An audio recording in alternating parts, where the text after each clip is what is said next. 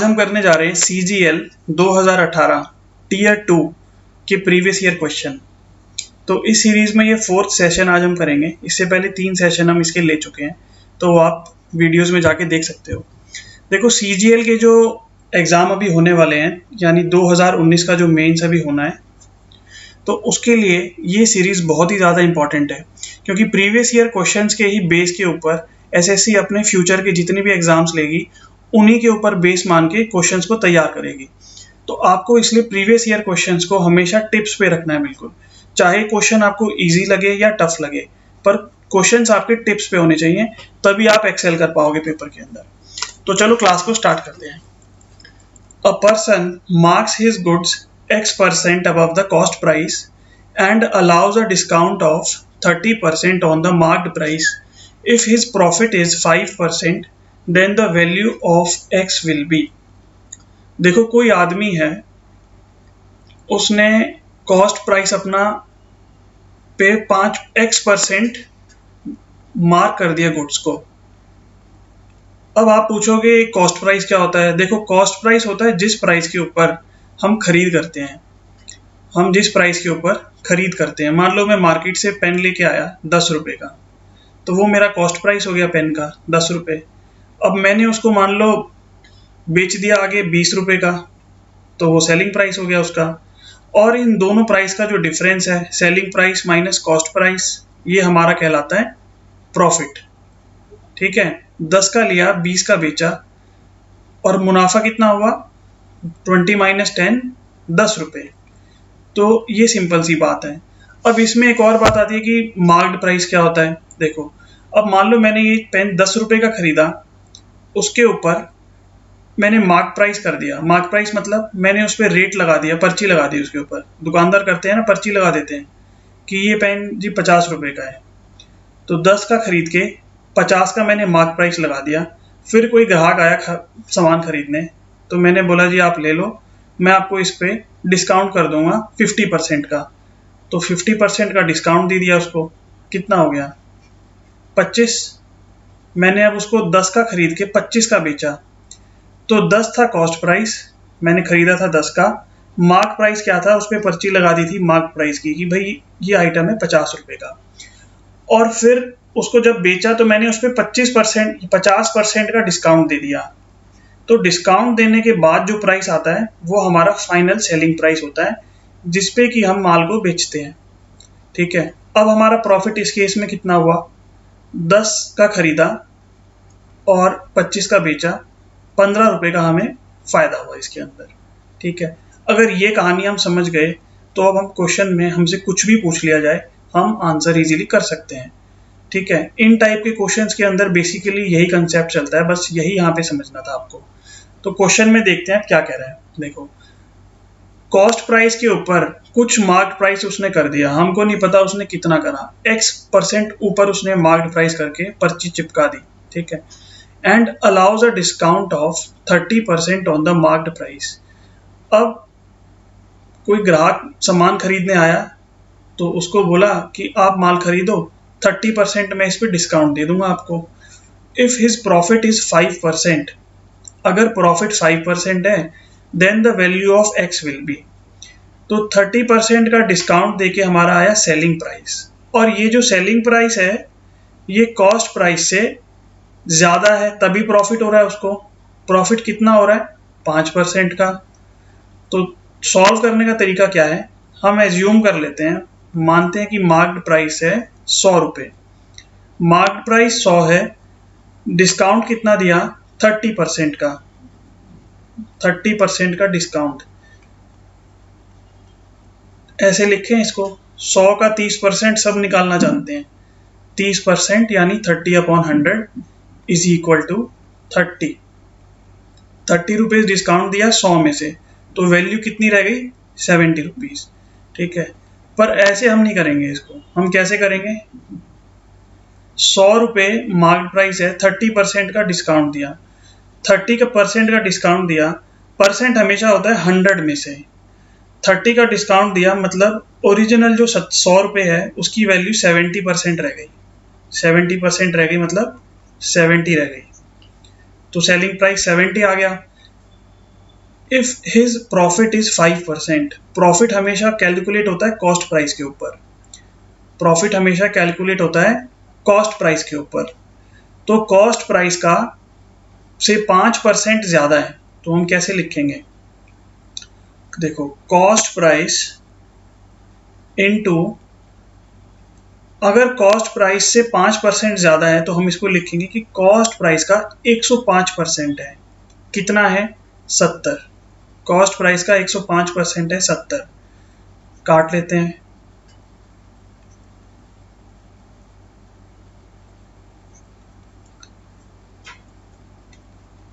To 100/3 cost price आ गया।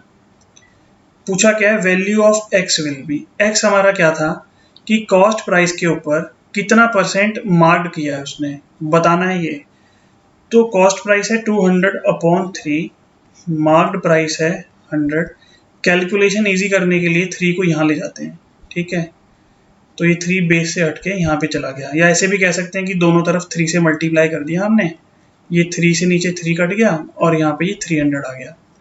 चलो, कितना परसेंट ऊपर है? 300 माइनस 200, 100, और डिवाइडेड बाई 200 इंटू 100, 0 से 0 कटा, 50% ऊपर आंसर हमारा आ गया। ये हमारा फाइनल आंसर है कि कॉस्ट प्राइस के ऊपर 50% उसने मार्क किया था। 50% मार्क करने के बाद उसने 30% डिस्काउंट पे सामान को बेचा था, और उसको फायदा कितना हुआ था? 5% का। तो मुझे लगता है कंसेप्ट क्लियर हो गया होगा। नेक्स्ट क्वेश्चन पे चलते हैं। अगर कुछ डाउट है तो आप नीचे कमेंट कर दो। देखो, बहुत आसान क्वेश्चन है ये भी। When an article is sold for ₹355, अब बात हो रही है फिर से सेलिंग प्राइस की। 355 का सेलिंग प्राइस है। There is a loss of 29%। ठीक है, लॉस का मतलब क्या हो गया कि मान लो मैंने अभी पेन लिया, एक 10 रुपए का मैंने पेन खरीदा और 8 रुपए का बेच दिया, तो मुझे 2 रुपए का नुकसान हो गया। यहाँ पे 2 रुपए का नुकसान हो गया ना। 10 की चीज खरीदी, 8 की बेच दी, 2 रुपए तो मेरे जेब से लग गए। तो ये वाली बात यहाँ पे कह रहा है कि 29% का उसको लॉस हो गया। ठीक है, to gain 20% it should be sold for rupees. उसको 21% का मुनाफा हो तो उसको कितने रुपए में बेचा जाए? तो देखो इसको कैसे करेंगे। देखो, सेलिंग प्राइस है 355, लॉस हुआ है 29% का। ठीक है, अगर मैं बोलूं कि कॉस्ट प्राइस का, ये जो वैल्यू दी हुई है कॉस्ट प्राइस का 29% कम होने के बाद इस वैल्यू पे हम पहुंचे हैं। ठीक है ना, कॉस्ट प्राइस का 29% कम होने के बाद हम इस वैल्यू पे पहुंचे हैं। मतलब 100% होता है टोटल, तो 100 माइनस 29 होता है 71%। कॉस्ट प्राइस का 71% है 355। कॉस्ट प्राइस का 71% है 355। देखो लॉस हो रहा है ना 29% का। कि देखो एक एग्जांपल से समझो फिर से। मान लो 100 रुपए का मेरे पास, मैंने एक पेन खरीदा, पेन की वैल्यू मैंने मान ली 100 रुपए। ठीक है, अब मैंने इसको 50% या बोलते हैं कि 60% लॉस पे बेच दिया। मुझे लॉस कितना हुआ? 60% का। ठीक है, तो 60% का लॉस हुआ तो उसकी वैल्यू कितनी रह गई? 60% तो उसका चला गया, बचा कितना? 40%। मतलब मैंने पेन को 100 का खरीद के 40 का बेच दिया। सेम वही चीज है, 29% का लॉस हुआ, मतलब वैल्यू 29% घट गई। घटने का मतलब वैल्यू 71% रह गई। 71 कैसे आया? परसेंट में कभी भी बात होगी तो परसेंट का मतलब हमेशा 100 होता है। परसेंट का मतलब 100। 100 माइनस 29, 71, वैल्यू 71% रह गई। ठीक है, ये कट हो जाएगा 5। तो कॉस्ट प्राइस है 500। To gain 21% it should be sold for. अब हमें मुनाफा कितना चाहिए? 21% का। ठीक है, अब वैल्यू कॉस्ट प्राइस हमारा आ गया 500, इस पे गेन चाहिए 21% का। तो 100% तो टोटल ही अपने आप में है ही, इसका 121% हम निकाल देंगे। इसका 121% निकाल देंगे, आंसर आ जाएगा 5 वन ज़ा 5, 5 टू ज़ा 10, और ये हो गया 605। देखो कैलकुलेशन सही हो गई। तो 605 पे अगर बेचा जाए तो उसको फायदा कितना होगा, 21% का। आई होप ये आपको क्लियर होगा। देखो इसके अंदर एक और मेथड बन सकता है सॉल्व करने का। ये अगर आपने सीख लिया, अगर ये आपने सीख लिया तो अच्छा है।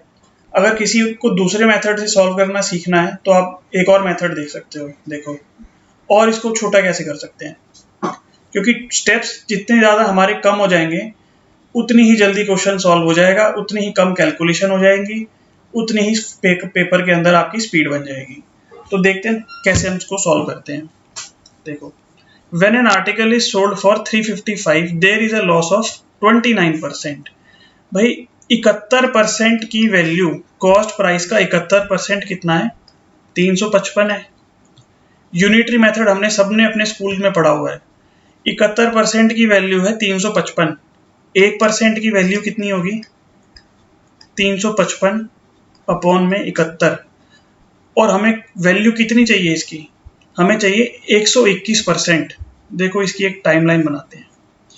हमारा कॉस्ट प्राइस, ये हमारा कॉस्ट प्राइस है, ठीक है, ये हमारा यहाँ पे कॉस्ट प्राइस है, इसकी कुछ वैल्यू है हमें पता नहीं, ठीक है। तो इसका 71% मतलब इससे कम होगा, इससे 29% हम कम चले जाएं तो यहाँ पे कहीं हमारा 71% है। मान लो हम इससे 100% ही कम चले जाएं, हम जीरो पे पहुंच जाएंगे। अगर हम पूरा 100% कम कर दे तो हम जीरो पे चले जाएंगे। 29% कम करके 71% पे हम आ गए। हमें वैल्यू क्या चाहिए, कॉस्ट प्राइस में 21% का मुनाफा हो, मतलब इसका 21% ज्यादा, इसका 121% चाहिए हमें। तो 121% की वैल्यू क्या होगी, 1% की वैल्यू इतनी है, तो 121% के लिए इसको मल्टीप्लाई कर देंगे 121 से, ठीक हो गया। 71 इंटू 5 मल्टीप्लाई करेंगे, आंसर वही आ जाएगा 605। दोनों तरीके परफेक्ट हैं, ऐसे भी कर सकते हो, ऐसे करोगे सेकंड मेथड से तो और भी छोटा हो जाएगा, फटाफट आंसर निकल जाएगा। और ये ट्रिक जो है ये सब जगह क्वेश्चन में काम आने वाली है। मैं सजेस्ट करूंगा इस तरीके से आप इसको सॉल्व करना सीखो। चलो भाई नेक्स्ट क्वेश्चन पे चलते हैं। ये मुझे लगता है समझ में आ गया होगा। अगर कोई दिक्कत लगती है तो आप कमेंट में नीचे लिख दो। If √2 plus √5 minus √3 into k is equal to -12, then what will be the value of k? तो k की वैल्यू यहाँ पे बतानी है। देखो हिट एंड ट्रायल मेथड का यूज करना पड़ेगा, यहाँ पे कोई ऑप्शन नहीं है।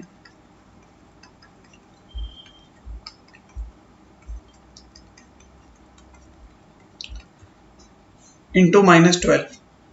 तो सबसे पहले क्या देखेंगे, देखो √2 plus √5 plus √3 यहाँ पे आ रहा है, यहाँ पे √2 plus √5 plus √3 यहाँ पे आ रहा है, यहाँ पे फिर √2 plus √5 plus √3 आ गया। तो क्यों ना हम इसको मल्टीप्लाई करके देखें उस वैल्यू से जो सबसे ज्यादा यहाँ पे आ रही है, ठीक है। क्योंकि क्यों कर रहे हैं हम ऐसा, मान लो हम इसको पहले यहाँ तक सॉल्व कर लें, मल्टीप्लाई कर लें इतना, तो हम एक पॉइंट पे पहुंच जाएंगे जहां पर हमें ये पता लग जाएगा कि हमारे तीन ऑप्शन एक बार में हम ट्राई कर पा रहे हैं, ठीक है। अगर हम -√3 वाले से मल्टीप्लाई करेंगे तो हमारा सिर्फ एक ही ऑप्शन एक बार में ट्रायल हो रहा है। यहाँ पर हमें क्या फायदा होगा, हम तीन ऑप्शन को एक बारी में हिट करेंगे सीधा सीधा। देखो कैसे करेंगे, √2 plus √5 minus √3 multiply by √2 plus √5 plus √3, ठीक है। और मल्टीप्लाई कैसे करते हैं इसको, अब देखो ये हमारे पास तीन नंबर्स हैं ब्रैकेट के अंदर, सभी को सभी से मल्टीप्लाई करेंगे। कैसे होगा, इस √2 को मल्टीप्लाई करेंगे √2 से, तो √2 इंटू √2 होता है हमारा 2।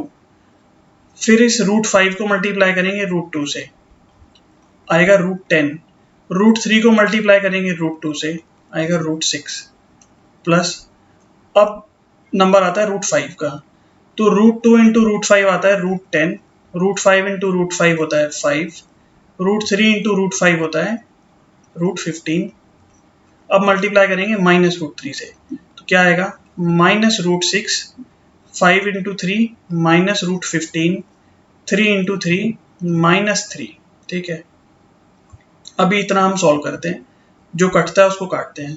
+√6 -√6 गया, +√15 -√15 गया, 5 - 3 2 हो गया, ये 2 से 2 ऐड हो गए 4 हो गया, √10 और √10 क्या हो गया, +2√10। देखो अब हमने इतना निकाल लिया कि इस पूरे नंबर को √2 + √5 + √3 से मल्टीप्लाई करते हैं तो हमारे पास इतना आता है। अब हम चेक करेंगे कि इन तीनों में से किससे मल्टीप्लाई करें कि आंसर आ जाएगा। ठीक है, चेक करते हैं। 2 - √5 मल्टीप्लाई करके देखते हैं। 4 2 = 8 -4√5। देखो पता लग रहा है कि आंसर यहाँ से हमारा नहीं आ सकता, क्योंकि हमें आंसर में क्या चाहिए, -12 चाहिए। तो इसमें पता लग रहा है आंसर नहीं आ सकता, क्योंकि कुछ कटेगा नहीं यहाँ पे। यहाँ पे √10 आ रहा है, यहाँ पे √5 आ रहा है, तो देखते ही पता लग रहा है कि ये ऑप्शन सही नहीं है। ठीक है, जब यहाँ पे √5 से आ रहा है, -√5 से सॉल्व नहीं हो रहा, तो +√5 से भी सॉल्व नहीं होगा, क्योंकि ये √5 और √10 आपस में कहीं पे भी कटेगा नहीं। तो ये ऑप्शन हमारा यहीं पे खत्म हो गया। सॉल्व करके देख लेते हैं फिर भी इसको। 4 2 = 8 -4√5 यहाँ पे आ गया, +4√10 -10√2। देखो यहाँ पे कुछ भी नहीं कट रहा, ये ऑप्शन गलत हो गया। अब सीधा हम अपने लास्ट ऑप्शन पे आ जाते हैं। 2 - √10 से मल्टीप्लाई करते हैं इसको। 4 + 2√10 × 2 - √10, तो 4 2 = 8 -4√10 प्लस इन दोनों को मल्टीप्लाई कर दो, 4√10 -20। -4√10 + 4√10 कटेगा, क्या आ जाएगा, 8 - 20 = -12। देखो ये हमारा आंसर आ गया। हिट एंड ट्रायल मेथड का हमने यूज किया, और उसमें भी हमने ये देखा कि कौन से ऑप्शंस को हम हिट करें कि बहुत ही कम टाइम के अंदर, बहुत ही कम हम चेक करने के पहले हम इस क्वेश्चन को सॉल्व कर पाएंगे। तो हमने देखा था कि √2 + √5 + √3 सभी में कॉमन दिख रहा था, हमें 3 ऑप्शन में कॉमन था, इसलिए हमने इसको इससे सॉल्व किया था। चलो नेक्स्ट क्वेश्चन पे चलते हैं। 2 sin A 1 + sin A upon 1 + sin A + cos A। देखो ट्रिग्नोमेट्री बहुत ही एक्सटेंसिवली पूछते हैं CGL के अंदर, तो ये बहुत ही इंपॉर्टेंट हो जाता है। और ट्रिग्नोमेट्री के क्वेश्चन को हम कैसे सॉल्व करते हैं, हमारा अटेम्प्ट ये रहना चाहिए कि हम इसमें कुछ वैल्यू पुट करें, वैल्यू पुट करके और ऑप्शन से उस वैल्यू को मैच करके फिर हम सॉल्व करें। देखो एक बात आपको बड़ी याद रखनी है हमेशा, एक थंब रूल यहाँ पे बताता हूँ कि कभी भी क्वेश्चन के अंदर सिर्फ साइन थीटा और कॉस थीटा हो, क्या हो, साइन थीटा और कॉस थीटा हो, तो आप थीटा की वैल्यू को 0 पुट करो, थीटा की वैल्यू को 0 पुट करो।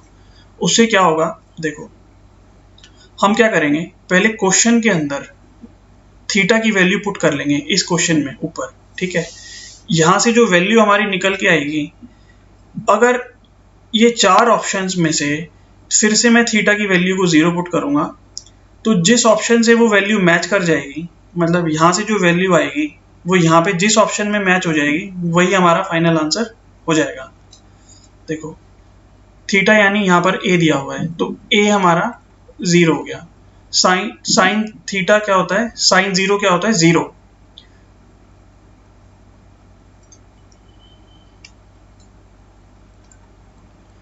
टू साइन 0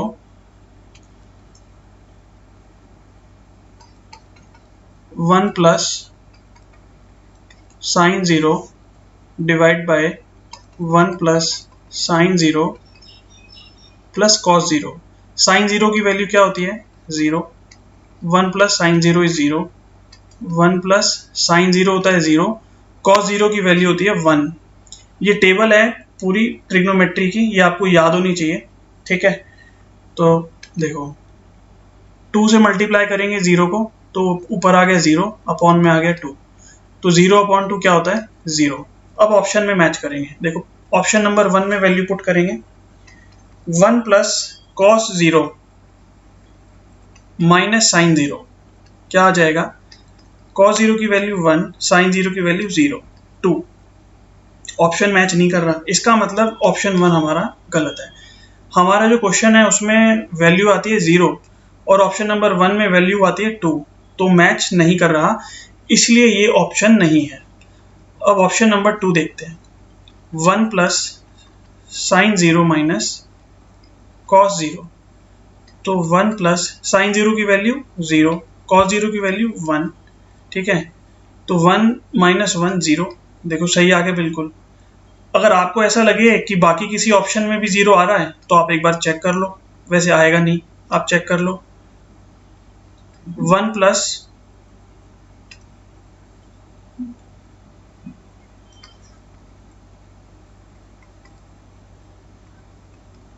साइन 0 कॉस 0, तो साइन 0 की वैल्यू 0, कॉस 0 की वैल्यू 1, तो 0 इंटू 1 पूरा हो जाएगा 0, और 1 प्लस 0 इज 1, ये ऑप्शन भी मैच नहीं करता। सिमिलरली इसमें साइन चेंज हो गया, माइनस का 1, 1 माइनस 0 क्या आएगा 1, तो ये ऑप्शन मैच नहीं करता। तो हमारा बेस्ट तरीका क्या रहता है कि थीटा की वैल्यू को हम कुछ एज्यूम करके और क्वेश्चन में और ऑप्शंस में उसको पुट करके जहां पे वैल्यू मैच करेगी वो हमारा आंसर हो जाएगा। चलो नेक्स्ट क्वेश्चन पे चलते हैं। If the diameter of the base of a cone is, cone क्या होता है देखो भाई, आइसक्रीम सबने खाई हुई है कोन वाली, ठीक है, तो वही हमारा कोन होता है, ठीक है, ये कोन होता है, इसका एक ऐसे बेस होता है, ये बेस होता है कोन का। Diameter of the base of a cone is 42 centimetre. ये जो बेस होता है ये इसका सर्कुलर होता है शेप में। कैसा होता है, सर्कुलर शेप होती है इसकी, और हमें यहाँ पे डायमीटर बताया है, तो डायमीटर है 42 सेंटीमीटर। डायमीटर क्या होता है, यहाँ से लेके यहाँ तक पूरी ये जो लेंथ है, जो पूरी लेंथ है, मैक्सिमम जो लेंथ होती है सर्कल की, मतलब अगर कोई सर्कल है उसमें जो मैक्सिमम लेंथ की जो लाइन आप बना सकते हो वही डायमीटर होता है, ठीक है। यहाँ पे लाइन खींच दी, ये डायमीटर नहीं होगा। डायमीटर क्या होगा, जो मैक्सिमम आपकी लेंथ होगी उसको हम डायमीटर बोलते हैं। 42 सेंटीमीटर, ठीक है, ये पूरा डायमीटर हो गया। रेडियस क्या होता है, डायमीटर का हाफ, यानी सेंटर पॉइंट होता है ना जो उसका, डायमीटर का सेंटर पॉइंट, वहां से हमारा रेडियस बनता है सर्कल तक। ये रेडियस हो गया, ये रेडियस हो गया। And its curved surface area is 2310, then what will be its volume. Curved surface area है 2310। कर्व्ड सरफेस क्या होता है, ये कोन का जो टॉप का एरिया है, ये जो ऊपर ऊपर का एरिया है, ये हमारा कर्व्ड सरफेस एरिया होता है। इसमें बेस एरिया हम कवर नहीं करते, सिर्फ ऊपर ऊपर का जो एक कोन बनता है, जो कर्व बनता है, ये हमारा कर्व्ड सरफेस एरिया होता है। टोटल सरफेस एरिया कब होता है, जब कर्व्ड सरफेस एरिया जो हमारा ये ऊपर का पोर्शन है प्लस जो बेस है हमारा सर्कल, इसका हम एरिया ऐड करते हैं तो हमारा टोटल सरफेस एरिया बनता है। देखो सॉल्व कैसे करेंगे। डायमीटर है 42, रेडियस क्या हो जाएगा, हाफ हो जाएगा 21, 42/2 21। कर्व्ड सरफेस एरिया का फॉर्मूला होता है pi R L, pi R L, curved surface area. Pi pi की वैल्यू होती है 22/7, रेडियस हमारा 21, ठीक है। एल हमें पता नहीं, एल क्या होता है, ये जो स्लांट हाइट होती है इसको हम बोलते हैं एल, ये यहाँ ये पूरा होता है एल, ठीक है। 2310, पाई की वैल्यू होती है 22/7, कट कर देंगे, 7 3 21, 11 2 ये 11 से कट होगा, 11 2 1 0, ठीक है। 3 से कट होगा 70, 2 से कट होगा 35, तो स्लांट हाइट क्या आ गई इसकी 35, एल आ गया 35, ठीक है। देखो स्लांट हाइट आ गई 35, रेडियस हमने क्या देखा 21, वॉल्यूम हमें बताना है। अब हम वॉल्यूम में देखते हैं क्या हमें चाहिए। वॉल्यूम निकालने के लिए फॉर्मूला होता है 1/3 पाई आर स्क्वायर एच, ठीक है। तो 1/3 पाई को हम ऐसे ही रहने देते हैं, वो हम ऑप्शंस के हिसाब से सॉल्व करेंगे। इस क्वेश्चन के ऑप्शन में आंसर पाई के टर्म्स में है तो हम पाई को पाई रहने देंगे, ठीक है। अगर ऑप्शन में पाई नहीं होगा, पूरा कंप्लीट सॉल्व किया होगा, तो आप पाई की वैल्यू 22/7 रख सकते हो, तो हम पाई को पाई रहने देंगे। रेडियस का स्क्वायर, रेडियस है 21 × 21। अब चाहिए हाइट, हाइट कैसे निकलेगी, देखो यहाँ से लेके यहाँ तक एक ये पूरा देख सकते हो एक राइट एंगल ट्राइंगल है, ठीक है। ये एक राइट एंगल ट्राइंगल है, कोन के अंदर ही एक राइट एंगल ट्राइंगल बनता है, और इसमें हमें दो साइड्स पता है, तीसरी साइड हम कैसे निकालेंगे? पाइथागोरस थ्योरम का यूज करते हैं इसको निकालने में हम, पाइथागोरस थ्योरम, ठीक है। तो पाइथागोरस थ्योरम क्या कहती है? हाइपोटेन्यूज का square is equal to base का स्क्वायर, ये बेस होता है और ये परपेंडिकुलर, ये होता है हाइपोटेन्यूज। परपेंडिकुलर का स्क्वायर प्लस बेस का स्क्वायर, आप इसमें वैल्यू पुट करोगे और यहाँ से परपेंडिकुलर की आप लेंथ निकाल पाओगे, ठीक है। डायरेक्टली कैसे करेंगे? देखो हमने सभी ने पढ़ा कि पाइथागोरियन ट्रिपलेट्स होते हैं, जैसे 3 4 5, ठीक है। 3 4 5 का मतलब क्या होता है? जो सबसे बड़ी वाली साइड होती है उसके अंदर वो हमारी हाइपोटेन्यूज होती है हमेशा, ठीक है। 3 4 5 एक पाइथागोरियन ट्रिपलेट है। जैसे 3 का स्क्वायर 9, ये हमारा मान लो परपेंडिकुलर है, ये बेस है। 3 का स्क्वायर 9 प्लस 4 का स्क्वायर 16 बराबर होगा 5 के स्क्वायर के 25। देखो 16 प्लस 9 25 इज इक्वल टू 25, मतलब ये हमारा कंडीशन फुलफिल हो गई। तो 3 4 5 हमारे पाइथागोरियन ट्रिपलेट्स हैं, ठीक है।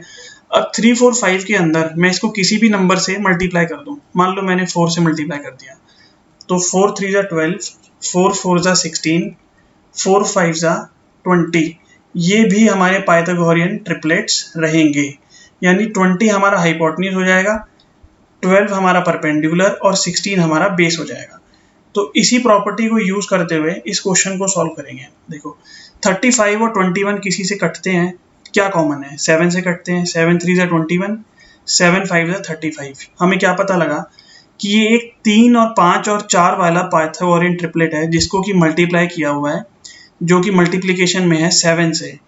तो 7 से अगर मैं 4 को मल्टीप्लाई कर दूं तो आ जाएगा 28, ठीक है। हाइट हमने निकाल ली यहाँ पे 28, 1/3 into pi into 21 into 21 into 28, इसको सॉल्व कर लेंगे। 3 7 जा 28, ठीक है। अब इसको मल्टीप्लाई कर लेंगे। देखो 21 इंटू 28 क्या होगा? 8 1 जा 8, 8 इंटू 2 16, 16 प्लस 2 18, 1 2 2 जा 4 5, ठीक है। इसको मल्टीप्लाई कर लेंगे 588 को 7 से, 7 8 जा 56, 7 8 जा 56, 1 6, 7 5 जा 35, 35 एंड 6 41, ठीक है, इंटू 7 पाई, यानी आंसर आ गया 4116 पाई, ठीक है।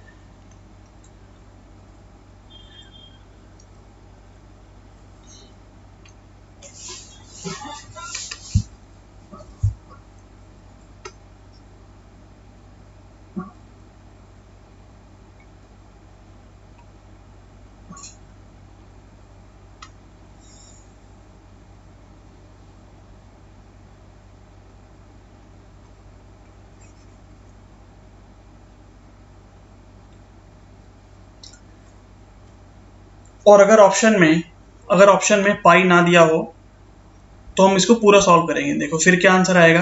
1/3, 22/7, 21 इंटू 21 इंटू 28, ठीक है। तो 7 3 21 से 21 कट हो गया। अब इनको हम मल्टीप्लाई करेंगे और फिर जो आंसर आएगा वो हमारा फाइनल आंसर हो जाएगा। तो आई होप ये आपको समझ में आ गया होगा। नेक्स्ट क्वेश्चन पे चलते हैं। If x is equal to, ये वैल्यू दी हुई है, under root of 1 plus root 3/2 minus under root of 1 minus root 3/2, then the value of root 2 minus x upon root 2 plus x will be closest to. ये value options में, जो options हैं उसमें closest to, सबसे नजदीक किसके है? तो अगर हम यहाँ से x की एक ऐसी वैल्यू निकाल लें, x की एक ऐसी वैल्यू निकाल लें कि यहाँ पर हम उसको फिर पुट करके और फर्दर सॉल्व कर लें, ठीक है। तो सबसे पहले क्या करेंगे, x को सिंप्लीफाई करते हैं, ठीक है। ऑप्शंस भी लिख देता हूँ यहाँ पे, इसके ऑप्शंस क्या है, 0.17, 0.23, 0.12, 0.26, ठीक है, ये इसके ऑप्शंस हैं, ये 4 ऑप्शंस हैं। देखो इसको सॉल्व कैसे करते हैं। 2 हमारा बेस में है, एलसीएम ले लेंगे, 2 यहाँ ऊपर मल्टीप्लाई होगा, 2 प्लस √3, सेम काम यहाँ पे भी करेंगे, 2 एलसीएम ले लेंगे, 2 माइनस √3, ठीक है। एलसीएम कैसे लेते हैं, 1 के पास अपॉन में क्या है 1, यहाँ पर भी 1 के पास क्या है अपॉन में 1, तो एलसीएम लेते हैं हम, यहाँ पे 2 आ गया, इस 1 के पास 2 नहीं है ना, तो इस 1 को हम यहाँ पे 2 से मल्टीप्लाई कर देंगे, जो इसका न्यूमरेटर है इसमें 2 से मल्टीप्लाई कर देंगे। अगर यहाँ पर भी 2 होता, अगर यहाँ पर अपॉन में 2 होता तो यहाँ पर ऊपर 1 ही आता, फिर हम इसको 2 से मल्टीप्लाई नहीं करते, पर अभी यहाँ बेस में क्या है 1, ठीक है। फर्दर देखो कैसे सॉल्व होगा। अगर मैं इसको पूरी इक्वेशन को ऊपर और नीचे 2 से मल्टीप्लाई कर दूं, यानी यहाँ पे भी 2 से मल्टीप्लाई कर दूं और नीचे भी 2 से मल्टीप्लाई कर दूं, 2 से कर दूं और 2 से कर दूं, ठीक है। 2 2 जा 4 plus 2√3 upon 4 minus 4 minus 2√3 upon 4। एक हमने फॉर्मूला अपने एलिमेंट्री क्लासेस में या 9th-10th में पढ़ा है, 4 प्लस 2√3, 4 प्लस 2√3 को हम सिंप्लीफाई अगर इस फॉर्मूले के अंदर कर पाएं तो देखो a प्लस बी का स्क्वायर हमने पढ़ा है, a square plus B square plus 2ab, 4 plus 2√3 को मैं लिख सकता हूं √3 का स्क्वायर प्लस 1 का स्क्वायर प्लस 2√3 इंटू में 1। कैसे, देखो √3 का स्क्वायर क्या आएगा 3 आएगा, 1 का स्क्वायर 1 आएगा, प्लस 2√3 इंटू 1 2√3 आएगा, तो वापस से हम 4 प्लस 2√3 पे आ गए, इसका मतलब हमारी इक्वेशन हमने सही बनाई है। तो √3 का स्क्वायर प्लस 1 का स्क्वायर प्लस 2√3 इंटू 1, ठीक है। ये इससे हम इसको कंपेयर करें तो हमें ये पता लगता है कि a प्लस बी का होल स्क्वायर हम इसको लिख सकते हैं। कैसे, a है हमारा √3, b है हमारा 1, √3 प्लस 1 का होल स्क्वायर, ठीक है। तो यहाँ पर हम लिखेंगे √3 प्लस 1 का होल स्क्वायर, और बेस के अंदर 4 का अंडर रूट होता है 2, 4 का अंडर रूट होता है 2। सिमिलर काम यही करेंगे, यहाँ पे देखो नेगेटिव आ गया 4 माइनस 2√3, उसके लिए क्या फॉर्मूला पढ़ा है हमने, a माइनस बी का होल स्क्वायर क्या होता है, a square plus B square minus 2ab। इसी तरीके से इसको हम लिख सकते हैं √3 माइनस 1 का होल स्क्वायर अपॉन में 4 का अंडर रूट होता है 2, अंडर रूट से ये स्क्वायर कट जाएगा, क्या बचेगा √3 plus 1 upon 2 minus √3 minus 1 upon 2। LCM ले लेंगे, दोनों तरफ 2 है, कोई चेंज नहीं आएगा न्यूमरेटर में, सीधा लिखेंगे √3 प्लस 1 माइनस √3, और ये माइनस का माइनस प्लस हो जाएगा, √3 से माइनस √3 से प्लस √3 कटेगा, क्या आ जाएगा 1 plus 1, 2 upon 2 is equal to 1। देखो x की वैल्यू हमने यहाँ पे निकाल दी 1। अब आते हैं फाइनल क्वेश्चन पे, √2 minus x upon √2 plus x में वैल्यू पुट करते हैं, √2 माइनस 1 अपॉन √2 प्लस 1, ठीक है। √2 की वैल्यू हमने पढ़ी है 1.414 माइनस 1 अपॉन 1.414 प्लस 1, ठीक है, माइनस हो जाएगा। देखो हमें क्वेश्चन में बोला है कि वैल्यू बतानी है क्लोजेस्ट, ठीक है, एक्यूरेट नहीं निकालनी, हमें एक अप्रोक्सीमेट वैल्यू बतानी है जो इनके क्लोजेस्ट हो, ठीक है। तो हम क्वेश्चन को सिंप्लीफाई करने के लिए जो लास्ट की ये पॉइंट के बाद 2 डिजिट्स हैं इसको इग्नोर करेंगे तो कोई फर्क नहीं पड़ेगा आंसर के ऊपर, क्योंकि हमें क्लोजेस्ट बताना है, एग्जैक्ट नहीं बताना। इससे हमारे क्या फायदा होगा, इक्वेशन हमारी छोटी हो जाएगी, कैलकुलेशन कम हो जाएगी, जल्दी सॉल्व हो जाएगा। तो 2.4 आ गया, डेसिमल से डेसिमल गया 1/6, 1/6 की क्या वैल्यू होती है 0.1666, या फिर इस 6 को हटा के सीधा ही कर सकते हैं 0.17। ठीक है, 0.17 हमारा कौन सा है? Option number A. तो आंसर इसका है 0.17। तो आई होप ये आपको समझ में आ गया होगा। तो नेक्स्ट क्वेश्चन पे चलते हैं। देखो भाई, 1 minus tan theta upon 1 minus cot theta का होल स्क्वायर प्लस 1।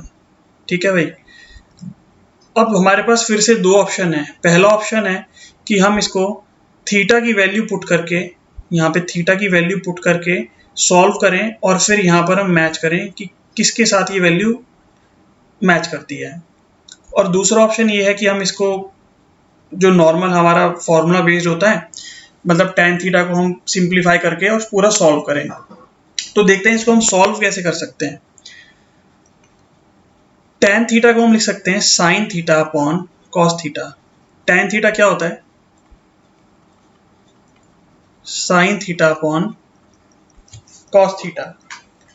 और cot थीटा क्या होता है? cos theta upon sin theta. देखो, 1 minus S upon C plus 1 upon C minus S का होल स्क्वायर। एलसीएम लेंगे क्या हो जाएगा? C minus S upon S minus C. ये हमारा का होल स्क्वायर ये आ जाएगा। ठीक है भाई, यहाँ से हम माइनस कॉमन ले लेंगे, यहाँ से माइनस हम कॉमन ले लेंगे। एस माइनस सी है, ये माइनस बाहर कॉमन आ जाएगा। तो देखो क्या होगा, सी माइनस एस माइनस सी कर देंगे नीचे, तो नीचे भी क्या बन जाएगा? C minus S. ठीक है, का होल स्क्वायर। सी माइनस एस से कट जाएगा। एस बाई सी क्या होता है? साइन बाई कॉस क्या होता है? टेन। तो टेन स्क्वायर थीटा, ये स्क्वायर है तो tan square theta plus 1 is equal to, देखो एक फॉर्मूला होता है sec square theta minus tan square theta is equal to 1। ठीक है, तो sec square theta is equal to 1 plus tan square theta मैं लिख सकता हूँ ना, टेन को इधर ले गए तो 1 प्लस टेन स्क्वायर थीटा क्या होगा? Sec square theta. तो यही हमारा आंसर है, सेक स्क्वायर थीटा। ठीक है, अब आपका होमवर्क इसके अंदर ये है कि वैल्यू पुट करके आप इस क्वेश्चन को सॉल्व करो और नीचे कमेंट्स में जरूर इसका आंसर लिखो और आपने क्या वैल्यू पुट करी थीटा की वो बताओ। चलो नेक्स्ट क्वेश्चन पे चलते हैं। अ सम ऑफ रुपीज 18,000, एक सम है हमारे पास, कितने रुपए? 18,000, is lent at 10% per annum compound interest, compounded annually. What is the difference between the compound interest for third year and fourth year? देखो, कंपाउंड इंटरेस्ट क्या होता है ना, मान लो आज मेरे पास 100 रुपए हैं, मैंने इसको ब्याज पे दे दिया, कंपाउंड इंटरेस्ट पे दे दिया। दो होते हैं, एक सिंपल इंटरेस्ट और एक कंपाउंड इंटरेस्ट। ठीक है, अभी हमें समझना है यहाँ पे सिंपल कंपाउंड इंटरेस्ट। मेरे पास 100 रुपए थे, उसको मैंने ब्याज पे दे दिया, मैंने ब्याज लिया 10% का कंपाउंड इंटरेस्ट पे। ठीक है, मैंने उसको एक साल के लिए देखा। देखो, हम एक साल से लेके 4 साल तक क्या डिफरेंस आता है उस बात को समझ के फिर इस क्वेश्चन पे चलेंगे। एक साल के लिए मैंने उसको दिया, तो भाई 100 रुपए एक साल के लिए मैंने पूरे दिए, ये हमारा पूरा एक साल है। ठीक है भाई, जिस आदमी को मैंने दिए थे वो एक साल के बाद वापस आया, उसने क्या किया, 100 पे 10% जोड़ा और मुझे 10 रुपए का ब्याज दे दिया। मतलब 100 रुपए भी दिए और वापस कर गया 10 रुपए, 110 रुपए उसने मुझे दे दिए। मुझे कितना फायदा हो गया? 10 रुपए का। ठीक है, एक साल के बाद। अगर अब मैंने इसको क्या किया, मैंने अब टाइम पीरियड कर दिया 2 साल। मान लो मैंने उसको 2 साल के लिए दिया होता तो वो क्या करता, ये 100 रुपए थे। ठीक है, पहले साल उसने ब्याज कितना दिया मुझे? 10%, इस 100 रुपए के ऊपर 10 रुपए दिया। अब आ गया दूसरा साल, ये हमारा फर्स्ट ईयर है। अब आ गया सेकेंड ईयर। सेकेंड ईयर क्या होगा, जो मेरी सम है, जो मेरी पूंजी है, उसके ऊपर तो वो मुझे 10 रुपए का ब्याज देगा ही। 10%, 100 रुपए पे 10 रुपए का ब्याज देगा, प्लस जो पहले साल का ब्याज था इसके ऊपर भी वो मुझे अब 10% का ब्याज देगा, यानी 10 का 10% हो गया 1 रुपए। अब क्या हो गया, दूसरे साल का ब्याज हमारा कितना हो गया, दूसरे साल का ब्याज कितना हो गया, 10 रुपए प्लस ये 1 रुपए यानी 11 रुपए। पहले साल का ब्याज देखो था 10 रुपए, दूसरे साल का हो गया 11 रुपए। अगर अब मैंने उसको बोला कि भाई ये मैं ब्याज पे दूंगा 3 साल के लिए, अब वो मुझे तीसरे साल जब आएगा तो क्या करेगा, ये जो मेरी पूंजी थी 100 रुपए की, इसके ऊपर 10 रुपए का ब्याज देगा। भाई ये मेरी पूंजी है ना, ये मैंने दे रखी है उसको, तो इसके ऊपर मुझे 10% ब्याज देगा ही, प्लस कंपाउंड पे दिया है, मैंने उसको कंपाउंड पे दिया है। कंपाउंड में क्या होता है, जितना ब्याज इकट्ठा होता जाता है उस ब्याज के ऊपर भी आने वाले साल में मुझे ब्याज मिलेगा। यानी मेरे पास कितना ब्याज इकट्ठा हो गया, ये 10 रुपये इकट्ठा हो गया। पहले मैं कहूँगा भाई इसके ऊपर ब्याज दे, इस 10 रुपये के ऊपर 10% देगा, 1 रुपया, एक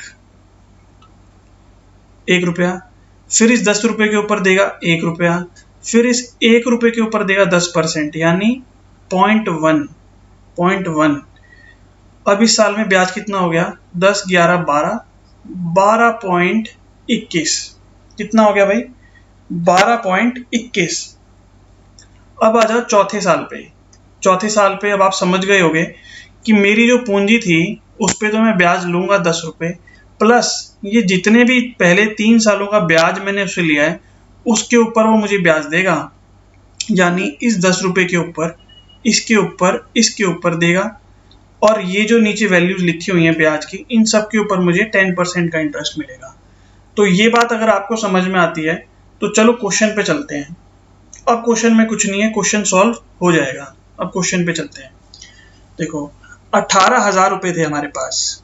कितने रुपए थे, 18,000, और ब्याज हम उनसे ले रहे हैं 10% का। तो 10% का ब्याज लेंगे और 4 साल तक लेंगे। तो हमें बताना है कि तीसरे और चौथे साल में जो हमें ब्याज मिला उसका क्या डिफरेंस है। ठीक है, ये हो गए 18,000 रुपये।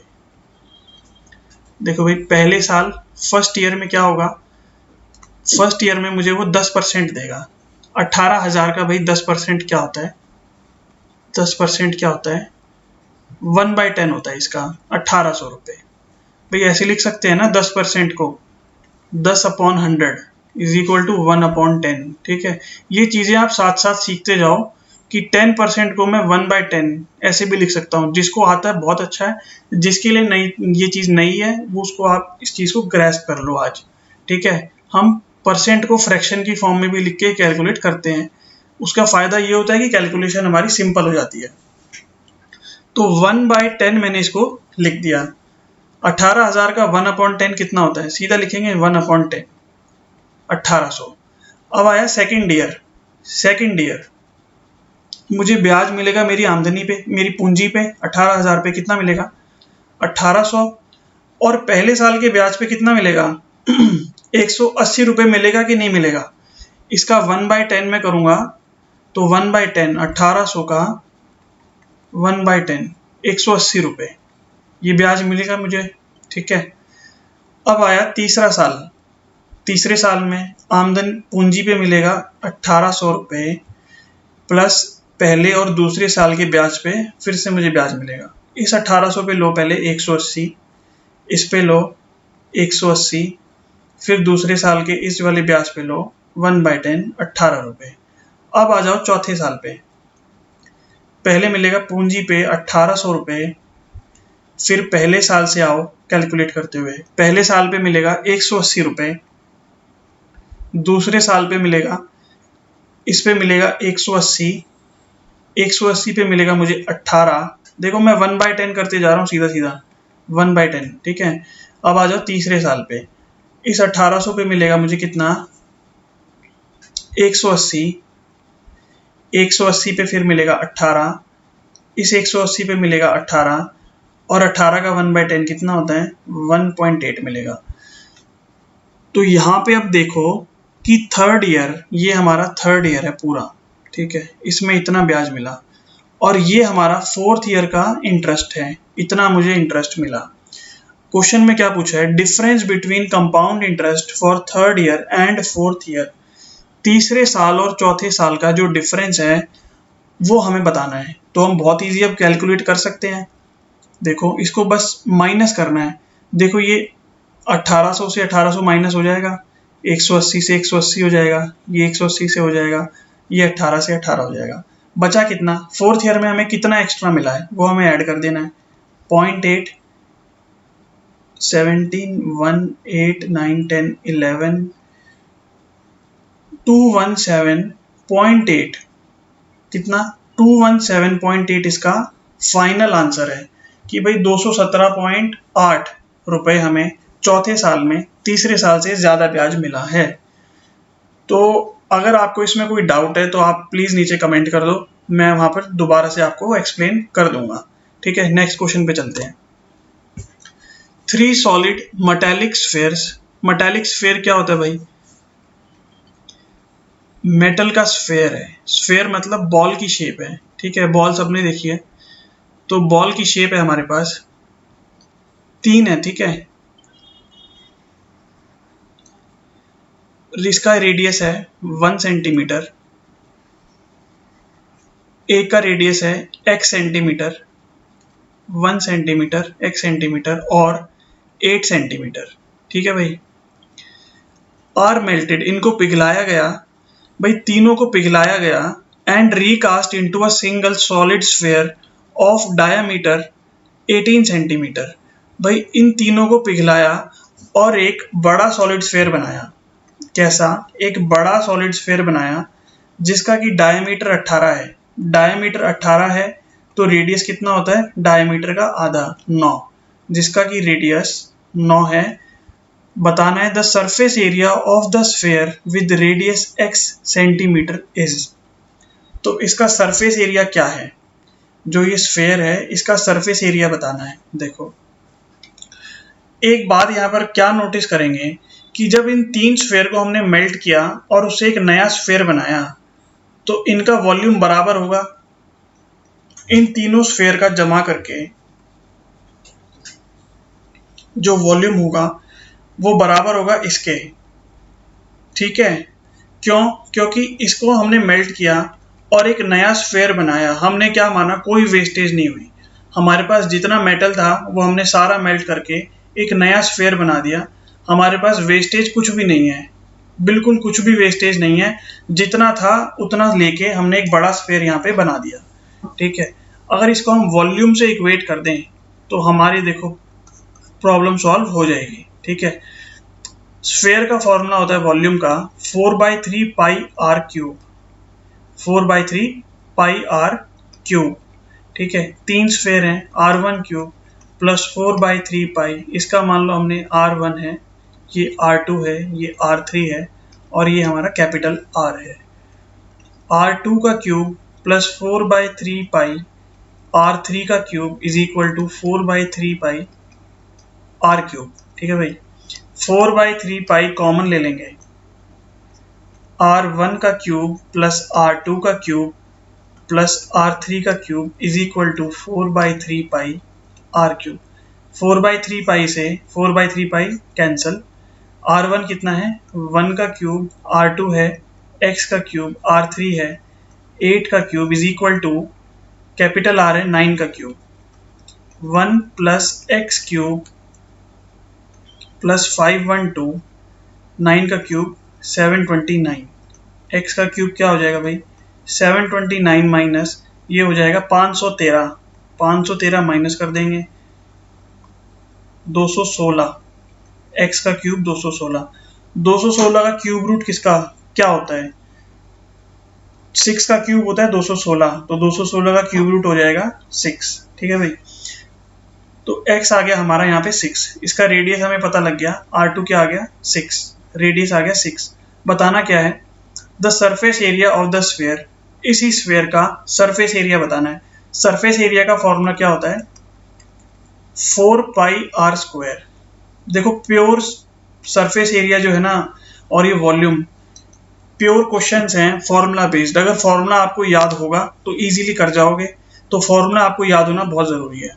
ठीक है, 4 इंटू पाई इंटू रेडियस का स्क्वायर इज 36, 144 पाई इसका फाइनल आंसर आ गया, ऑप्शन ए। आई होप ये आपको समझ में आ गया होगा। चलो नेक्स्ट क्वेश्चन पे चलते हैं। The bar graph shows the exports of cars of type A and be in rupees millions. देखो बार ग्राफ है हमारे पास, इस पे देख सकते हो ए और बी टाइप की दो कार्स हैं। ए हमारे पास कौन सा है, जो ब्लू के अंदर है, जो ब्लू के अंदर है वो हमारा ए है, और जो रेड के अंदर है वो हमारा बी है। यहाँ पे देखो, देख सकते हो छोटा सा ऊपर दिख रहा है, ठीक है। अब क्वेश्चन क्या कहता है, what is the ratio of the total exports of cars of type A. Ratio बताना है का export of cars of type A in 2014। देखो 2014 यहाँ पे है, टाइप ए कौन सा है, ब्लू में जो दिखता है, ठीक है। कितना है, 200। एंड 2018, अब आ जाओ 2018 पे, यहाँ पे है ए कौन सा है, ब्लू वाला, कितना है, 300, ठीक है। 100 टाइप बी इन 2015 एंड 2016। तो 2015 में कितना हुआ, 250, देखो ये रहा। और 2016 में टाइप बी में कितना एक्सपोर्ट हुआ, 200 प्लस 200 कितना हो गया, 450। तो 500 इज टू 450 कितना आ गया, 5 10 5 9 जा 10 इज टू 9, 10 इज टू 9 इसका आंसर फाइनल आ गया। चलो नेक्स्ट क्वेश्चन पे चलते हैं। देखो भाई, A and B can do a piece of work in 6 days and 8 days respectively. देखो दो कारीगर हैं यहाँ पे, कारीगर मान लेते हैं, एक का नाम है ए, दूसरे का नाम है बी। किसी काम को करते हैं, अलग अलग करते हैं। ए लेता है 6 दिन, बी लेता है उसी काम को करने में 8 दिन। विद द हेल्प ऑफ सी, अब बोल रहा है कि अगर ए और बी सी की हेल्प ले लें। भाई ए और बी बोल रहे हैं हमसे काम नहीं हो रहा, हमें सी की मदद लेनी पड़ेगी काम खत्म करने में। अगर ये तीनों मिलके उसी काम को करें, देखो एक पर्टिकुलर वर्क की बात हो रही है, जो काम ए 6 दिन में कर रहा है, बी 8 दिन में कर रहा है, उसी काम को ए बी सी अगर मिलके करें तो लगेंगे 3 दिन। एंड अर्नड 1848, 1848 रुपये उन्होंने कमाए। What was the share of C, तो सी का शेयर कितना है। देखो एक वर्क हम एज्यूम कर लेंगे जो कि एलसीएम होगा इन तीनों वैल्यूज का। वर्क कैसे एज्यूम करेंगे, इसका एलसीएम मान लो हमने एज्यूम कर लिया 24 टोटल वर्क है। मान लो 24 चेयर्स बनाने का काम है, 24 चेयर्स। ए 6 दिन के अंदर 24 चेयर बनाता है। भाई 6 दिन तक काम किया और 24 चेयर बनाई, तो एक दिन में कितनी चेयर बनाई, एक दिन में कितनी बनाई, 24/6 बनाई कि नहीं, 24/6 4, ठीक है। तो 4 चेयर बनाई, 8 दिन में 24 चेयर बनाई, तो एक दिन में कितनी बनाई, 24/8, 24/8 कितना हो गया, 3। और मिलके 3 दिन में इन्होंने, देखो तीनों मिल गए, 3 दिन में 24 चेयर बना दी, तो एक दिन में कितनी बनाई, 24/3 8। ये आ गई, इसको बोलते हैं एफिशिएंसी, कि एक दिन में कितना काम किया, एक दिन में कितना काम किया, ये हमने निकाल लिया। देखो ए तो एक दिन में बना रहा है 4 चेयर, ठीक है, ए की एफिशिएंसी है, चाहे ये अकेले काम करे, चाहे ये ए बी सी के साथ मिलके काम करे, चाहे ये बी के साथ काम करे, तो ये किसी भी कंडीशन में काम करेगा तो इसकी एफिशिएंसी 4 की ही है। ये 4 बनाएगा, उसके बाद ये चाहे आराम करे चाहे सो जाए, पर इसकी एफिशिएंसी 4 की ही है, दिन में 4 से ज़्यादा नहीं बनाएगा। बी की एफिशिएंसी और कम है, बी और आलसी है, बी 3 ही बनाएगा, इससे करवा ही नहीं सकते ज़्यादा काम, बी 3 ही बना सकता है, चाहे ये अकेले बनाए, चाहे ये ए बी सी जब मिलके करेंगे तो बनाए। हमें क्या पता लग गया कि ए और बी तो 7 चेयर मिलके बनाते हैं दिन में, ए और बी मिलके 7 चेयर बनाते हैं, तो सी कितनी चेयर बना रहा होगा, ए बी सी मिलके 8 बनाते हैं। देखो भाई ए बी सी 8 बनाते हैं, ए और बी 7 बनाते हैं, तो सी कितनी बनाएगा दिन में, 1 चेयर, ठीक है। सी कितनी बनाएगा एक दिन में, 1 चेयर। अब हमें तीनों का पता लग गया एफिशिएंसी का, ए बनाता है 4, बी बनाता है 3, सी बनाता है 1, और कितने रुपए कमाते हैं, 1848 ठीक है। अब कभी भी देखो, पैसे जब हम किसी कारीगर को देते हैं तो उसको ऐसे पैसे नहीं देते कि भाई आज कारीगर आया, उसने 1 घंटा काम किया, पूरे दिन खाली बैठा रहा तो उसको पैसे दे दिए। ऐसे पैसे देता है कोई कि हर रोज आएगा, 1 घंटा काम करेगा और घर चला जाएगा, तो पूरे दिन का पैसा उसको कोई देगा? नहीं देगा ना। तो 1 घंटा जो काम किया उसने, उसी के पैसे मिलेंगे उसको। सेम बात यहाँ पे है, ए ने अगर 4 चेयर बनाई है तो इसको भाई 4 के पैसे हमें देने पड़ेंगे। ऐसा तो नहीं होगा कि ए ने 4 बनाई और सी ने भी एक दिन में एक ही बनाई तो दोनों को हम बराबर पैसे देके घर भेजेंगे। तो ए को मिलेंगे 4 चेयर के, बी को मिलेंगे 3 चेयर के और सी को मिलेंगे 1 चेयर बनाने के पैसे। देखो टोटल कितनी चेयर बनी है? 4 और 3 और 7 8 हम मानते हैं इन्होंने टोटल। ठीक है, हमने यहाँ पे देखो 24 लिया था। ठीक है, हम यहाँ पे 8 से भी अब आगे इसको सॉल्व कर सकते हैं क्योंकि ये रेशियो के अंदर है, ये हमारे रेशियोज हैं। ठीक है, इसको इंटू 3 करोगे तो दोबारा से हम 24 चेयर हमारा टोटल बन जाएगा। 4 3 ज़ा 12, सॉरी हाँ 3 4 ज़ा 12, 3 3 ज़ा 9, 3। ठीक है, 12 चेयर 9 चेयर 3 चेयर से सॉल्व करो या 4 3 1 से करो, आंसर सेम आएगा। ठीक है, तो हम इसी से सॉल्व करते हैं। देखो सी ने बनाई 1 चेयर। ठीक है, 8 चेयर के मिले इनको 1848 रुपये। 1 चेयर के कितने रुपए मिले? 1848 डिवाइड बाय 8, कट करेंगे 8 2 ज़ा 16, 8 3 231 रुपीज़ सी को मिले हैं 1 चेयर बनाने के, तो इसका आंसर है 231। ठीक है, इससे भी सॉल्व करके देख लो। देखो भाई 24 चेयर के मिले हैं, देखो 24 चेयर है ना टोटल, 24 चेयर के मिले हैं 1848। ठीक है, तो 3 चेयर के कितने मिलेंगे? 1848 डिवाइडेड बाई 24। 1 चेयर के हैं 1848 डिवाइड बाई 24। 3 चेयर के कितने मिलेंगे? मल्टीप्लाई बाई 3, 3 8 ज़ा 24, आंसर आ जाएगा 231। आंसर में कोई चेंज नहीं आएगा, फाइनल आंसर है। इससे भी कर सकते हो सॉल्व, इससे भी सॉल्व कर सकते हो। चलो नेक्स्ट क्वेश्चन पे चलते हैं।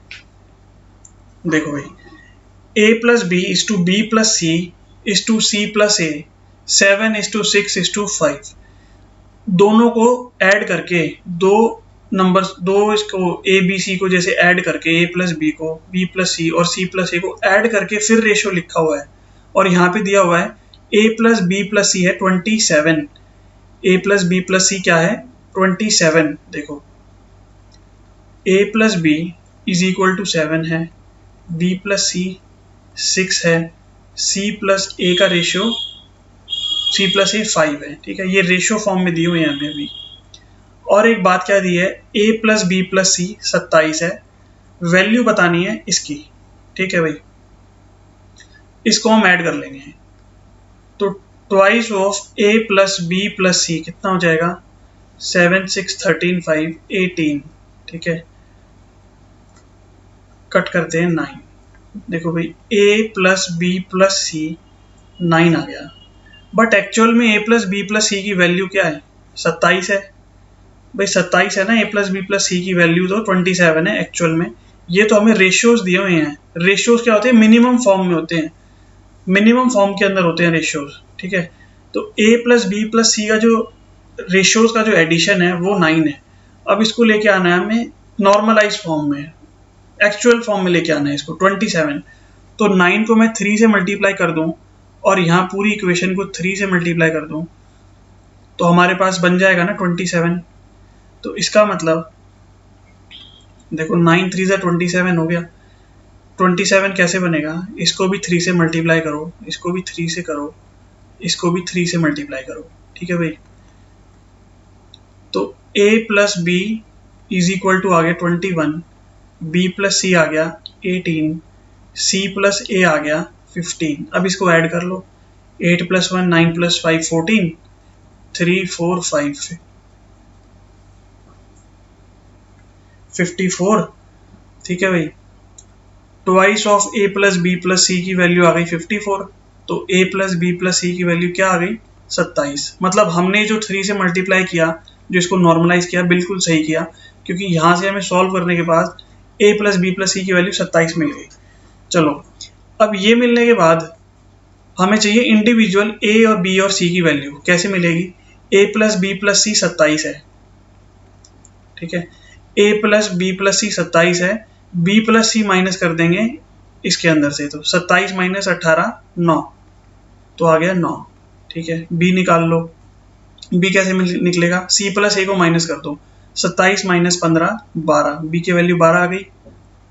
सी कैसे निकलेगा? 27 माइनस 21 6, सी की वैल्यू 6 आ गई।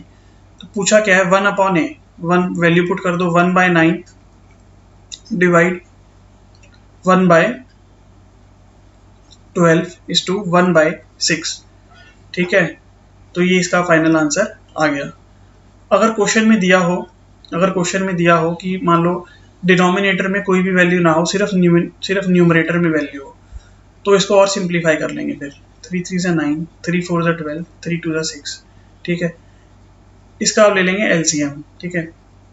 देखो भाई क्या करेंगे, इसको मल्टीप्लाई कर देंगे, 3:4:2 यहाँ पर आ गया हमारा, 1/3:1/4:1/2, ठीक है। अब क्या करेंगे, इसको 3 × 4 × 2 से मल्टीप्लाई कर देंगे, 3 × 4 × 2 अपॉन 4, 3 × 4 × 2 अपॉन 2। जो बेस के अंदर हमारे पास 3 4 2 था, तो हमने इसका एलसीएम लेके मल्टीप्लाई कर दिया। देखो 3 से 3 कट गया, ऊपर आ गया 8, 4 से 4 कट गया 6, 2 से 2 कट गया 12, ठीक है भाई। और काट दो, 4:3:6, ये फाइनल आंसर हमारे पास आ गया। आंसर ये भी हो सकता है, ये भी हो सकता है, ऑप्शन में जो दिया होगा उसके हिसाब से आपको आंसर निकालना होगा, ठीक है। वैसे इसका आंसर ये है, जो क्वेश्चन में पेपर आया है उसके अंदर आंसर 4:3:6 है। चलो, thanks for watching the lesson. I hope आपको ये लेसन समझ में आया होगा। तो नेक्स्ट वीडियो में मिलते हैं, जिसके अंदर हम फ्यूचर इसके जो क्वेश्चंस हैं, जो आगे के क्वेश्चन हैं, उसको हम सभी को सॉल्व करेंगे। अब आपको इन सभी क्वेश्चंस को सॉल्व करना है खुद से, और अगर कोई डाउट होता है तो आप प्लीज़ कमेंट में लिखो। Thanks for watching the lesson. मिलते हैं नेक्स्ट वीडियो में।